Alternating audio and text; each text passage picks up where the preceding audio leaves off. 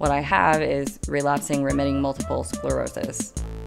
If you don't know what that is, it's okay. Millennial with a Cane is a comedy drama about a character who is struggling with multiple sclerosis, a chronic illness in which your nervous system is being attacked by your immune system. The main character, Delilah, has what is called remitting relapsing multiple sclerosis. Some days, she'll feel totally fine, and other days, she'll feel these symptoms such as fatigue, muscle weakness, anxiety, headaches, among others.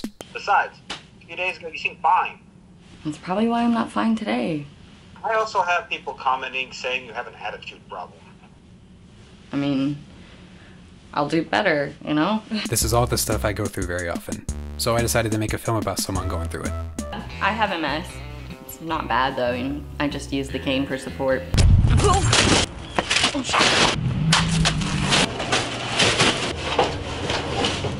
Hey. Just in case. It's not really autobiographical. I mean, some of the things that happened to Delilah have happened to me, but I wanted to film about this disease to be its own kind of thing. I came up with the character of Delilah and gave her a story, and I wanted her to be funny and sassy, kind of like if the comic relief in a John Green YA novel was the main focus of a movie. I feel great about it. I feel like this is the beginning of a new journey where it can only end in something better. So.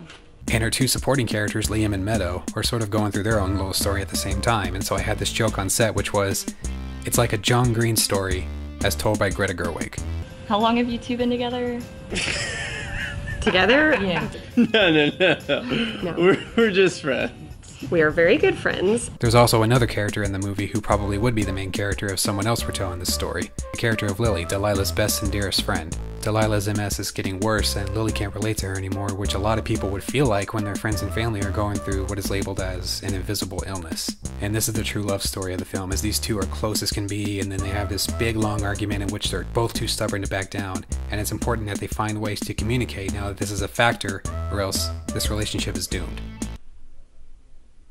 You're not that disabled. I am not lazy. I'm tired. And as soon as I'm not tired, I will sort it out, okay?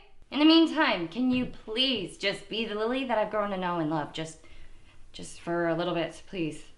When you're the Del that I've known and loved for just a little bit. Oh my God.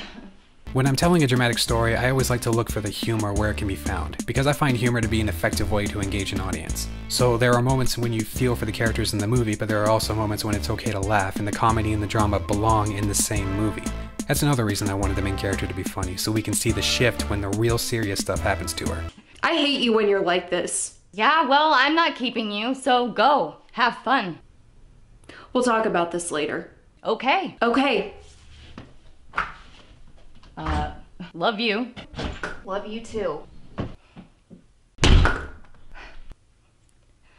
I made this film with very little money. It was also helpful that we were a skeleton crew, because making a film with a large crew during a global pandemic made me nervous, and I knew it would make the others nervous too.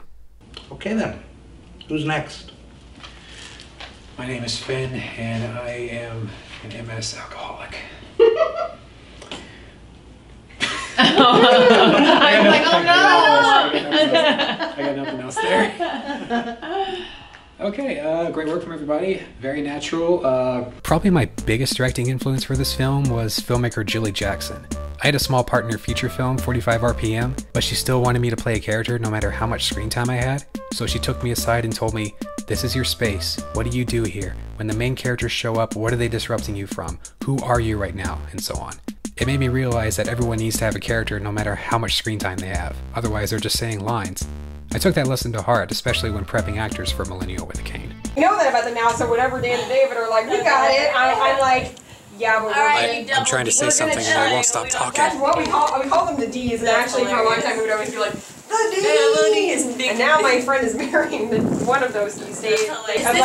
This is called building chemistry. It's called character growth. So we will take care of it. Hey Ben, how do you feel about your character? Step up. I love Liam. Yeah, he's fun. He's basically me in a nutshell, so... Tell me how you feel about directing. Whoa! Inception!